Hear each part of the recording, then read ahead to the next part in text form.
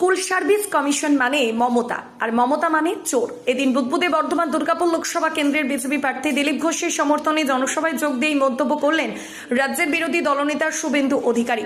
সভা মঞ্চ থেকে তিনি দিলীপ ঘোষের ভূয়সী প্রশংসাও করেন। শুভেন্দু বলেন, দেশের স্বার্থে, উন্নয়নের স্বার্থে নরেন্দ্র মোদীকে ভোট দেবেন আপনারা, আর দিলীপ ঘোষ যোগ্য প্রার্থী, তাই যোগ্যতা নিরিখে ভোট পাবেন দিলীপ ঘোষ। এর পাশাপাশি তৃণমূল কংগ্রেসকে বিভিন্ন বিষয়ে কটাক্ষ করতেও ছাড়লেন না তিনি।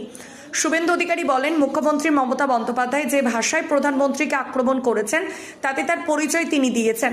একই সাথে একই মঞ্চ থেকে দিলীপ ঘোষ বলেন, আমি 5 বছর থাকতে এসেছি।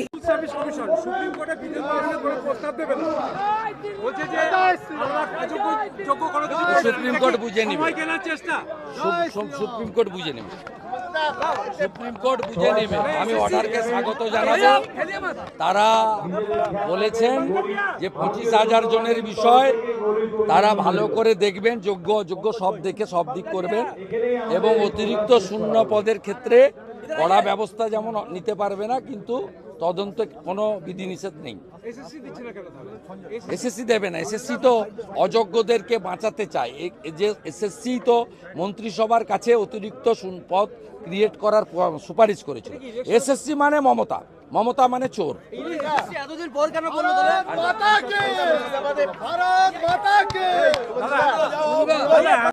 সর্বস্তরে চুরি, দুর্নীতি।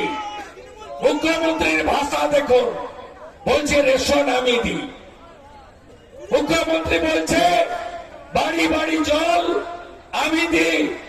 কত মিথ্যা কথা আপনি দেখুন। আমাদের প্রধানমন্ত্রী কি বলে ভোট চাইছেন?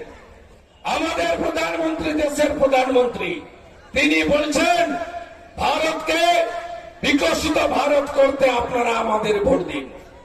নরেন্দ্র মোদী বলছেন মুসলিম বোনেদের, দিদিদের ট্রিপল তালাকের হাত থেকে আমি বাঁচিয়েছি, আমাকে ভোট দিন, আপনারা বিজেপিকে ভোট দিন। নরেন্দ্র মোদীজি বলছেন ডক্টর শ্যামাপ্রসাদের স্বপ্ন বিজেপি পূরণ করেছে, 370 বাতিল করে আপনারা বিজেপিকে ভোট দিন। নরেন্দ্র মোদীজি বলছেন আমি সিএএ চালু করেছি, হিন্দু শরণার্থীদের সহ-নাগরিকত্বের মর্যাদা দিয়েছি, আপনারা আমাকে ভোট দিন। নরেন্দ্র মোদীজি বলছেন আমি শান্তিপূর্ণ উপায়ে রাম মন্দির উদ্বোধন করিয়ে দিয়েছি, কারো রক্তপাত হয়নি। উদ্বোধনে শুধু হিন্দু সন্ত সমাজ নয়, অল ইন্ডিয়া ইমাম অ্যাসোসিয়েশনের সভাপতি উপস্থিত ছিল। এর নাম হল নরেন্দ্র মোদী। আপনারা আমাকে ভোট দিন। 500 বছরের স্বপ্ন পূরণ হয়েছে, ভোট দেবেন না বিজেপিকে? এর আগে বিরোধীরা কি বলতো?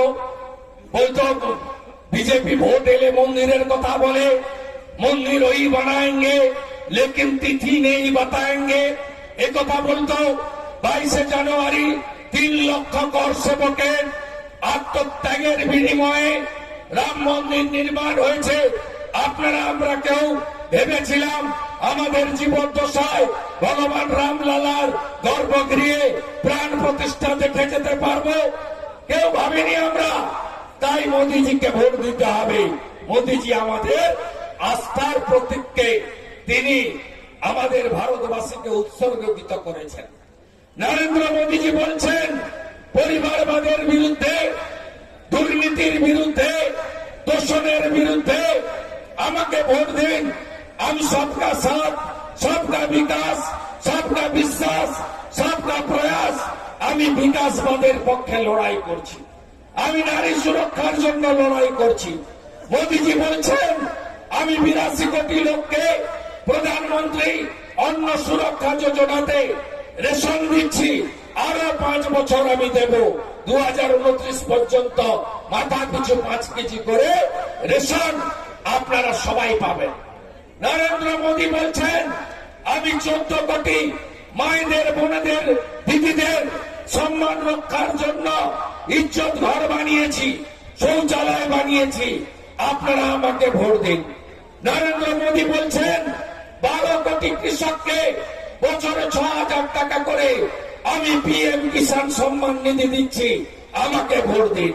নরেন্দ্র মোদীজি বলছেন আমি 12 কোটি পরিবারকে 60 কোটি আয়ুষ্মান ভারতের কার্ড দিয়েছি, 5 কোটি মানুষকে 5 লক্ষ টাকা পর্যন্ত চিকিৎসার সুযোগ করে দিয়েছি।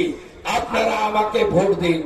নরেন্দ্র মোদীজি বলছেন আমি 4 কোটি আবাস বানিয়েছি, আপনারা আমাকে ভোট দিন। আমি জল জীবন মিশনে নলে জল দিয়েছি বাড়িতে, আপনারা আমাকে ভোট দিন। আমি কেদার ধাম বদ্রী ধামে আদি গুরু শঙ্করাচার্য সমাধিকে সাজিয়ে দিয়েছি, আমাকে আপনারা ভোট দিন। আমি মা অন্নপূর্ণার মূর্তি কানাডা থেকে ফিরিয়ে এনে সম্মানের সঙ্গে ভারতে প্রতিষ্ঠা করেছি, আপনারা আমাকে ভোট দিন। আমি কাশী ধাম বিশ্বনাথ ধামকে সাজিয়ে দিয়েছি, আপনারা আমাকে ভোট দিন। আমি মহাকাল উজ্জয়িনীকে নবরূপে সাজিয়েছি, আপনারা আমাকে ভোট দিন। বুধবুদ থেকে পরিতোষ শীলের রিপোর্ট, সোজা কথা নিউজ, পূর্ব বর্ধমান।